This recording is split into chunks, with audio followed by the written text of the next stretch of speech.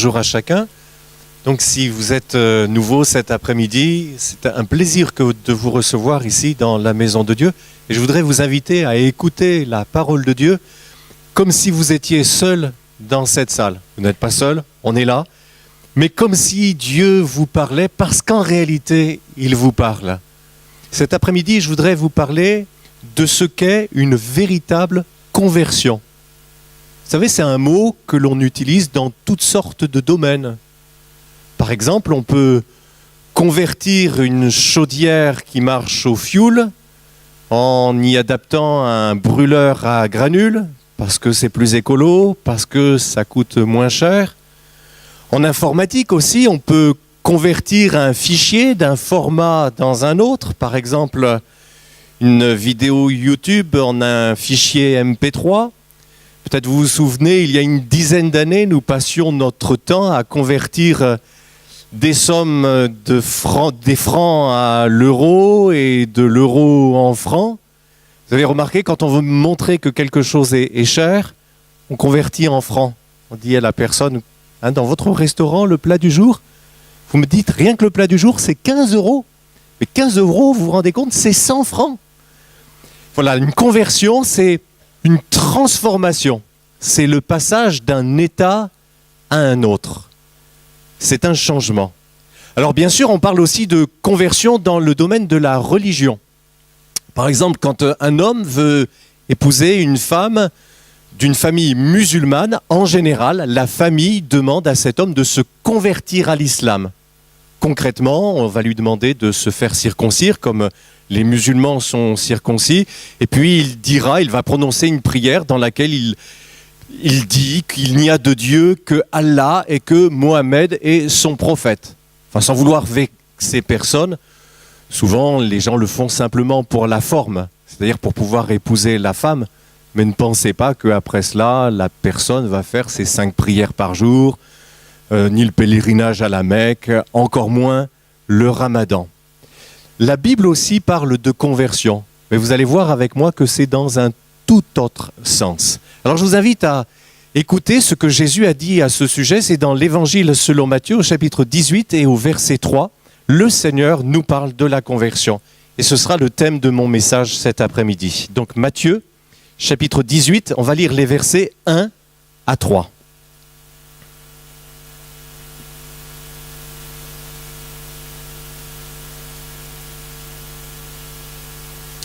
L'Évangile selon Matthieu, chapitre 18, verset 1, on lira jusqu'au verset 3.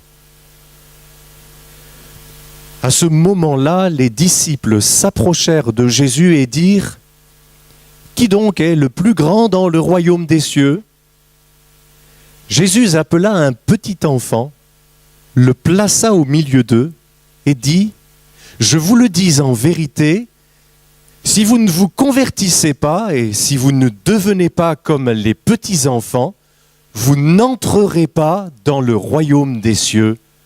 Amen. » Ce que je vais commencer à faire, c'est vous expliquer ce que n'est pas la conversion. Premièrement, la conversion, ça ne peut pas être une simple tradition religieuse. Pour cette raison évidente que la conversion suppose, comme je vous l'ai expliqué tout à l'heure, un changement. Ça, c'est logique.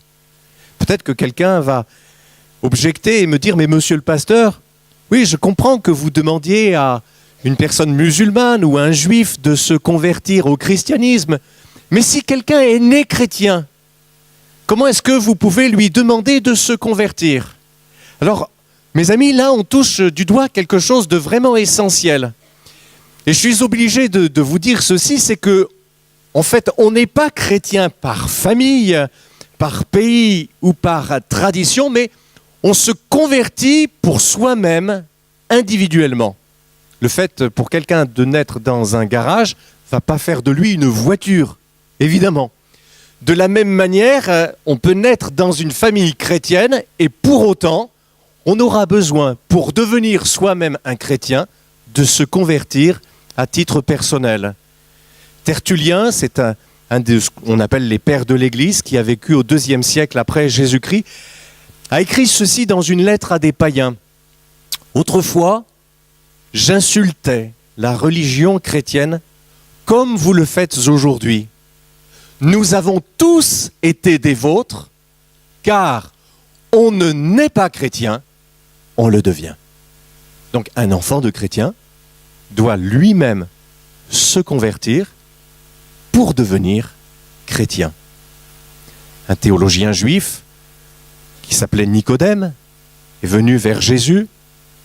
En quelque sorte, il lui a dit ceci: Jésus, tu es quelqu'un qui enseigne vraiment la parole de Dieu. Les miracles que tu fais prouvent que tu es bien un envoyé de Dieu. Le Seigneur lui a répondu: en vérité, je te le dis, si un homme ne naît de nouveau, il ne peut voir le royaume de Dieu. C'est aussi pour ça que Jésus dit que nous avons besoin de redevenir comme de petits enfants. Parce qu'il faut que nous naissions de nouveau pour entrer dans le royaume de Dieu. On doit tout réapprendre à zéro, on doit tout recommencer à zéro, comme des petits enfants devant lui. Vous savez, on peut vivre une vie pieuse extérieurement et ne pas être converti. On peut venir à l'église et ne pas être converti.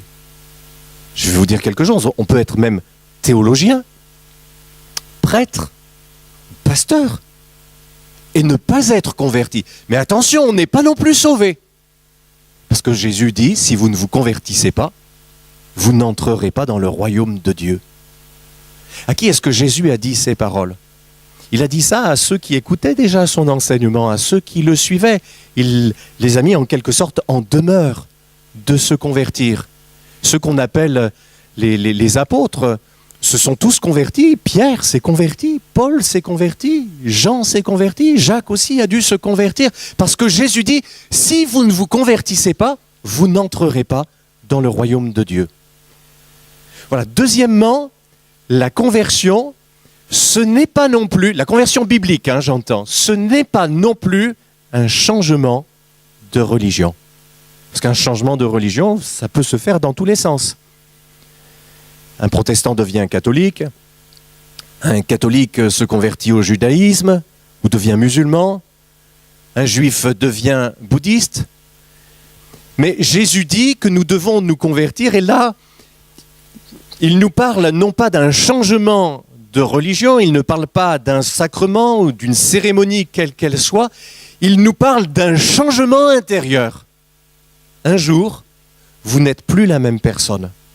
Vous n'êtes plus la même femme, vous n'êtes plus le même homme, vous n'êtes plus le même garçon. Vous marchez sur votre chemin. C'est votre vie.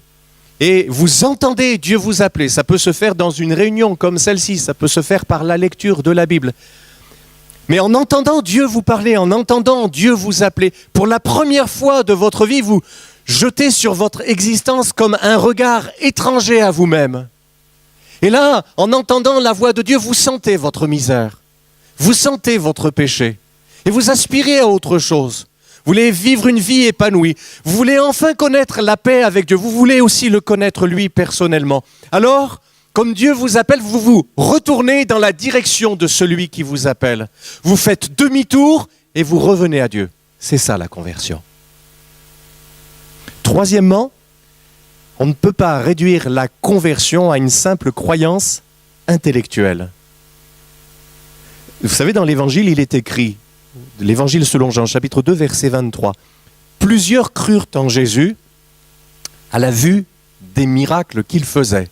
Mais Jésus ne se fiait pas à eux parce qu'il les connaissait tous. » Comme quoi Jésus se méfiait de certains soi-disant croyants parce qu'il savait ce qu'il y avait en eux et parce que le Seigneur avait discerné qu'ils croyaient de la tête, mais qu'ils ne croyaient pas de tout leur cœur. Alors que la conversion, ça concerne forcément le cœur. Dans sa parole, Dieu dit « Donne-moi ton cœur ». Aujourd'hui, il y a des millions de personnes qui croient en Jésus d'une façon purement intellectuelle. Mais des millions de personnes. Ils croient en sa naissance miraculeuse, et ils s'en sont souvenus à Noël. Ils croient en sa mort sur la croix, ils s'en souviendront à Pâques. Peut-être ils croient même en sa résurrection d'entre les morts. Mais s'ils croient avec leur tête, ils ne se sont jamais convertis à Christ avec leur cœur. Vous savez, la Bible dit ceci, c'est dans l'épître de Jacques au chapitre 2, verset 19. Tu dis que tu crois qu'il n'y a qu'un seul Dieu, mais tu fais bien. Cependant, les démons aussi le croient. Et ils tremblent. Comme quoi, ce n'est pas suffisant. Il faut que la connaissance, le savoir descende, comme on dit, 30 cm plus bas et que notre cœur soit touché. La conversion, c'est un retour à Dieu. Elle concerne l'être tout entier. Enfin, quatrièmement, la conversion, ce n'est pas une simple morale de vie, même si c'est très bien d'avoir une morale de vie. Mais ce n'est pas ça, et ça ne suffit pas. Vous pouvez prendre, comme on fait dans les cirques, un chimpanzé, vous pouvez l'habiller avec un beau costume comme le mien, vous pouvez le dresser, lui apprendre à manger à table avec la fourchette et le couteau, mais il restera un chimpanzé. Et dès que le dresseur aura les yeux tournés, il enverra promener les couverts et il reprendra son comportement d'animal. Je veux dire par là que les actes chrétiens extérieurs n'ont aucun sens si auparavant nous n'avons pas été changés à l'intérieur en chrétiens. On ne devient pas non plus chrétien en agissant comme un chrétien. On devient un chrétien quand l'Esprit de Christ vient habiter en nous et fait de nous une nouvelle personne, quand on l'invite dans notre vie. Alors qu'est-ce que c'est la conversion ? Eh bien la conversion, c'est une expérience que nous faisons directement avec Dieu. C'est ça. L'apôtre Paul dit ceci aux Thessaloniciens, 1er épître, chapitre 1er, versets 9 et 10. « Vous vous êtes convertis à Dieu en vous détournant des idoles pour servir le Dieu vivant et vrai et pour attendre des cieux son Fils qu'il a ressuscité d'entre les morts, Jésus qui nous délivre de la colère à venir. » Donc mes amis, vous devez vous convertir et le Seigneur entend par ceci que vous devez vous convertir à Dieu. À lui, pas à une église, pas à un pasteur, mais vous devez vous convertir à Dieu, vous tourner vers lui, qui vous sauvera lui-même par Jésus-Christ. Alors ça m'amène à vous poser cette question, mais je vous la pose franchement parce que je suis obligé, c'est mon devoir de prédicateur. Est-ce que vous pouvez me dire que vous êtes réellement et personnellement converti ? C'est la question par excellence. Sur beaucoup d'autres sujets, on pourrait rester dans le flou ou dire que l'on n'a pas de réponse. Par exemple, si je vous demande, est-ce que vous pensez que l'équipe de France de foot est capable de faire un bond mondial ? Moi, je vous dirais peut-être ben que oui, peut-être ben que non, comme disent les Normands. Je dirais que même en matière de religion, parfois même en matière de compréhension de certains textes bibliques, on n'est pas obligé d'avoir réponse à tout. En combien de temps est-ce que Dieu a créé l'univers ? Quand est-ce que le premier homme a vécu sur la terre ? Pour ce genre de questions, on peut peut-être avoir des opinions différentes les uns et les autres. Sur certains sujets, comme on dit, il y a des pour et il y a des contre. Mais sur cette question-là, est-ce que vous êtes converti ? Là, vous ne pouvez pas garder l'ombre d'un doute. Ce n'est pas possible. Vous êtes obligé de savoir ce qu'il en est précisément, de ne pas rester dans l'à peu près, parce que Jésus dit, en vérité, je vous le dis, si vous n'êtes pas converti, vous n'entrerez pas dans le royaume de Dieu. Et quand Jésus parlait des choses importantes, et en particulier des choses éternelles, il parlait toujours avec autorité. C'est clair, c'est net, c'est précis. Heureusement, parce que c'est la vérité. Cet après-midi, je voudrais vous expliquer aussi qu'en matière de conversion, chacun fait sa propre expérience. Il n'y a pas une conversion comme une autre. Mais que l'essentiel, c'est d'être converti. Paul, par exemple, l'apôtre Paul a fait une expérience de conversion dramatique. C'était un juif qui persécutait les chrétiens. Il les combattait en Israël, mais non seulement en Israël, dans son fanatisme, il allait les traquer à l'étranger. Justement, il était en route vers la capitale de la Syrie, Damas, pour y faire arrêter les chrétiens, quand le Seigneur Jésus s'est révélé à lui dans une vision. Alors Paul est tombé à terre sur le chemin. Jésus lui a dit, « Pourquoi est-ce que tu me persécutes ?»« Mais qui es-tu, Seigneur ?»« Je suis Jésus de Nazareth que tu persécutes. » Et à partir de ce jour, suite à cette révélation, Paul est devenu un disciple de Jésus, fervent, peut-être le plus zélé de tous les apôtres de Christ. Quelle conversion! D'autres conversions sont plus paisibles. Ça ne veut pas dire moins profonde, attention. Hein.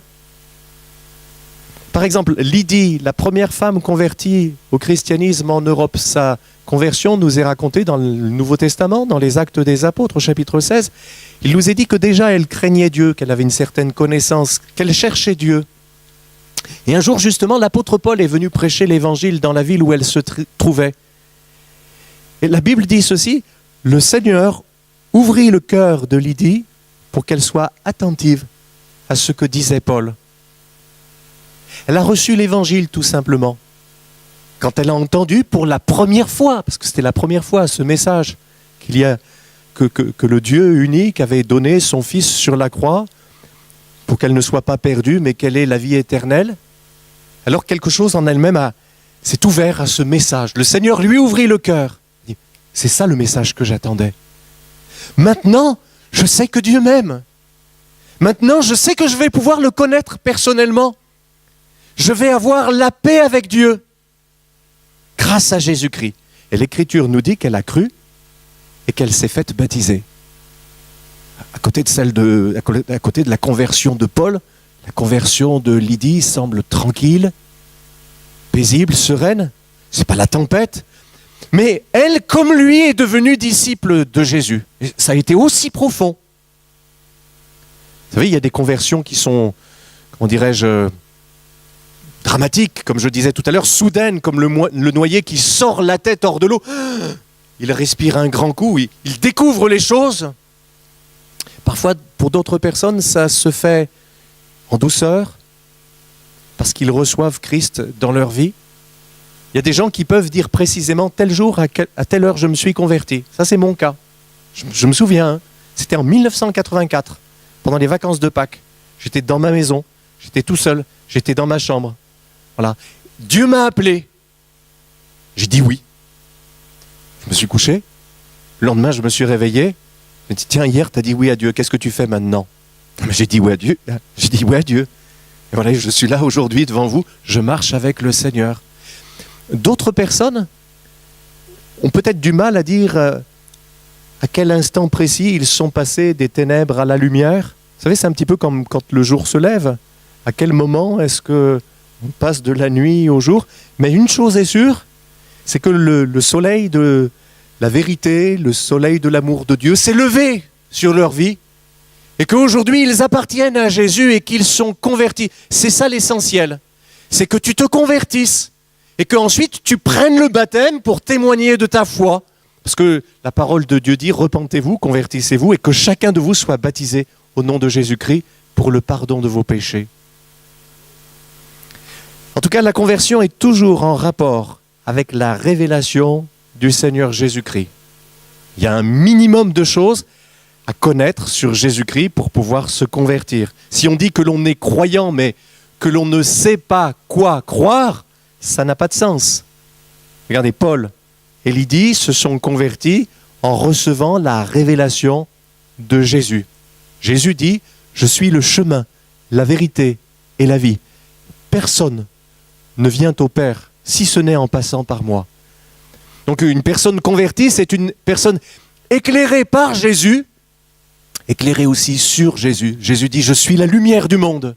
Celui qui me suit ne marchera plus dans les ténèbres, mais il aura la lumière de la vie. » Et puis une personne convertie, que ça se passe d'une manière douce, tranquille, comme dans le cas de Lydie, ou que ce soit dramatique, avec des pleurs, comme dans le cas de Paul. En tout cas, une personne convertie, c'est toujours une personne qui a été saisie par Dieu. Ça, c'est important. C'est quelqu'un qui a trouvé son propre maître, comme Paul qui combattait Jésus. Mais quand le Seigneur s'est montré à lui dans sa grandeur, Paul a plié le genou. Il est devenu disciple de Jésus. On peut dire en quelque sorte, il a jeté les armes aux pieds du Seigneur. Jésus dit, venez à moi, vous tous qui êtes fatigués et chargés, et je vous donnerai du repos. Mais acceptez mes exigences. C'est-à-dire, prenez mon joug sur vous, c'est ça que ça veut dire.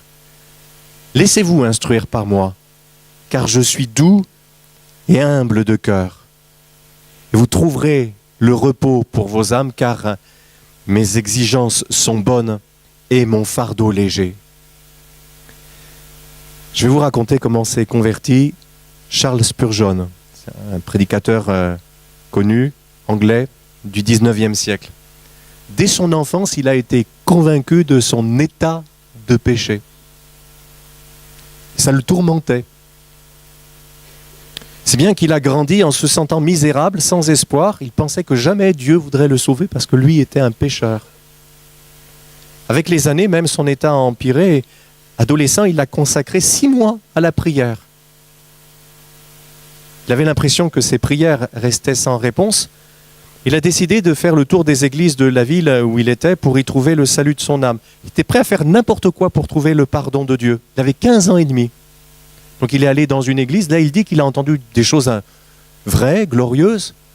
Par exemple, il a entendu un prêche, comme on dit, sur ce verset, ne vous y trompez pas.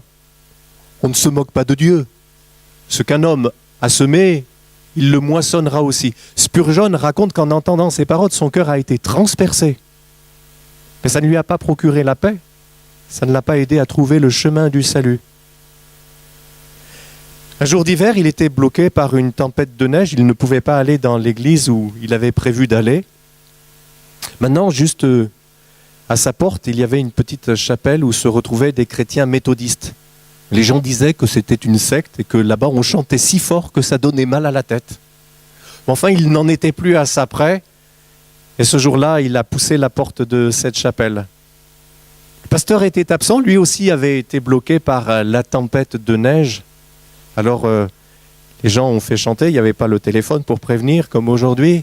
Puis voyant que le pasteur n'arrivait pas, un des frères, un des anciens de l'église s'est levé, il a lu un texte biblique. Spurgeon raconte qu'il ne lisait même pas les mots correctement, et que cela n'a pas eu d'importance. Il a lu dans Ésaïe, chapitre 45, verset 22, « Regardez à moi et soyez sauvés, vous toutes les extrémités de la terre. » Et rien que d'entendre ce texte, ça lui a fait du bien. Il a senti qu'il y avait là une lueur d'espoir pour lui. Et le prédicateur de fortune a expliqué que, quand même, regarder, c'est quelque chose de simple, que c'est à la portée de tout le monde. Même la personne la plus bête du monde est capable de regarder. Mais le texte dit de regarder à Dieu. Et le prédicateur a dit ceci, beaucoup d'entre vous regardez à vous-même, mais vous ne trouverez aucun réconfort de ce côté-là. Le brave homme a continué en disant, regardez à moi, dit Jésus, regardez à moi. Je suis couvert de sang. Je suis sur le bois de la croix, regardez à moi. Je souffre pour vous et je meurs, regardez à moi. Je suis enseveli, regardez à moi. Mais regardez bien, je suis ressuscité d'entre les morts, je suis à la droite de Dieu, regardez à moi. Puis le prédicateur aperçoit le jeune homme là dans l'auditoire. Et puis comme ça, il s'adresse à lui directement, il dit, jeune homme, tu as l'air malheureux. Ah oui, il était bien malheureux. Et tu seras malheureux dans ta vie, tu seras même malheureux dans ta mort, à moins que tu fasses ce qui est écrit dans la parole de Dieu. Que tu regardes au Seigneur Jésus. Regarde à Christ et tu seras sauvé. Regarde à Christ. Et Spurgeon raconte qu'en entendant ces paroles, c'est comme si le ciel s'était ouvert d'un seul coup devant lui. Et il a compris. Il pouvait être sauvé simplement en tournant ses yeux et son cœur vers le Seigneur.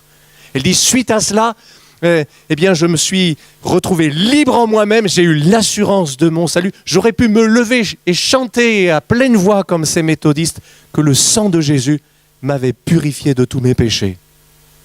Ce qui convertit le cœur, mes amis, ce qui vous sauvera cet après-midi, c'est que vous puissiez croire que Jésus a porté vos péchés sur la croix du Calvaire. Que vous puissiez croire qu'il est ressuscité d'entre les morts. Oui, il est mort à votre place, mais il a vaincu et votre péché et celui du monde entier. Il a vaincu la mort. il a vaincu toute malédiction à la croix. La Bible dit, crois au Seigneur Jésus et tu seras sauvé. C'est comme cela que l'on se convertit. La conversion, c'est comme quand vous changez un fichier Word en un fichier PDF. C'est toujours le même contenu, mais c'est plus le même genre de document. C'est pareil quand vous vous convertissez.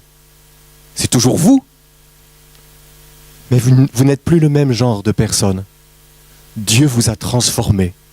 Et puis vous êtes une personne rayonnante, vous avez la paix, vous marchez vers le ciel, vous aimez Dieu, vous savez que Dieu vous aime. C'est quelque chose d'extraordinaire. C'est la plus belle expérience qu'on puisse faire sur la terre, la conversion. Mes amis, il y a 3 personnes en vous-même. En vous, il y a une personne, c'est sombre, qui ne veut pas se convertir. Elle ne veut pas de Jésus dans sa vie. Elle veut rester son propre maître. Elle fait la sourde oreille. Elle vous dit de ne pas prêter attention à ce message. Il y a aussi en vous cette personne qui veut se convertir. Elle ressent sa misère, son imperfection. Vous êtes touché par la parole de Dieu, en particulier par l'amour que Jésus vous a témoigné en donnant sa vie sur la croix pour vous sauver. Cette personne crie en vous qu'elle veut vivre. Déjà, elle veut croire, qu'elle croit même. Et vous serez l'une de ces 2 personnes en sortant d'ici. Mais j'ai dit, en vous, il y a 3 personnes. Pour l'instant, vous êtes l'arbitre entre les 2. C'est-à-dire que vous tenez votre vie, votre destinée. Je vais loin, vous tenez même votre éternité entre vos mains. Vous décidez, si vous recevez la parole de Dieu, vous décidez, vous pouvez vous convertir, vous pouvez ne pas vous convertir. Mais dans sa parole, Dieu dit, aujourd'hui, j'ai mis devant toi la vie et la mort, le bien et le mal. Choisis la vie pour que tu vives. Que Dieu vous bénisse. Je sais que le Seigneur est présent. Je vais inviter les musiciens à revenir et à m'aider. On va chanter ensemble ces paroles inspirées de l'Évangile. Tu peux naître de nouveau. Tu peux tout recommencer. Balayer ta vie passée et repartir à zéro avec Jésus pour berger. Gloire à Dieu. Ensuite, je voudrais accompagner dans la prière ceux et celles qui sont venus cet après-midi avec un cœur vide, un cœur, une conscience chargée de culpabilité. Le Seigneur vous aime. Et vous pouvez ressortir de ce lieu converti, libéré de ce fardeau. Que Dieu vous bénisse. On priera avec vous. Vous aurez l'occasion de vous convertir et de laisser Dieu vous bénir.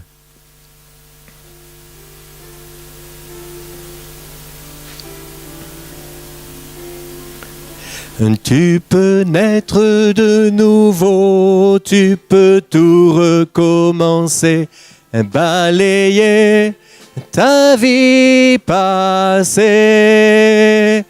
et repartir à zéro avec Jésus pour berger. Et repartir à zéro avec Jésus pour berger. Tu peux boire de cette eau, source de la pureté, source de la vérité. Tu peux boire de cette eau, tu peux boire de cette eau, source de l'éternité. Tu peux boire de cette eau, tu peux boire de cette eau, source de l'éternité. Tu peux être pardonné pour tous tes péchés passés, car Jésus a tout payé. Tu peux recevoir la paix, tu peux recevoir la paix, source de la liberté. Et repartir à zéro et repartir à zéro avec Jésus pour berger. Tu peux être pardonné. Tu peux être pardonné pour tous tes péchés passés, car Jésus a tout payé. Tu peux recevoir la paix, tu peux recevoir la paix, source de la liberté. Et repartir à zéro, et repartir à zéro, avec Jésus pour berger. Oh, ce sont de belles paroles. Et repartir à zéro. Et quelqu'un peut-être au milieu de nous, mais est-ce que c'est vraiment possible? Oui, c'est possible. Parce que Dieu est vivant, parce qu'il t'aime, parce que Jésus a donné sa vie sur la croix, et parce qu'il a vaincu la mort, que son nom soit béni. Prions ensemble. Je veux te remercier, notre Dieu, pour le grand amour que tu as eu.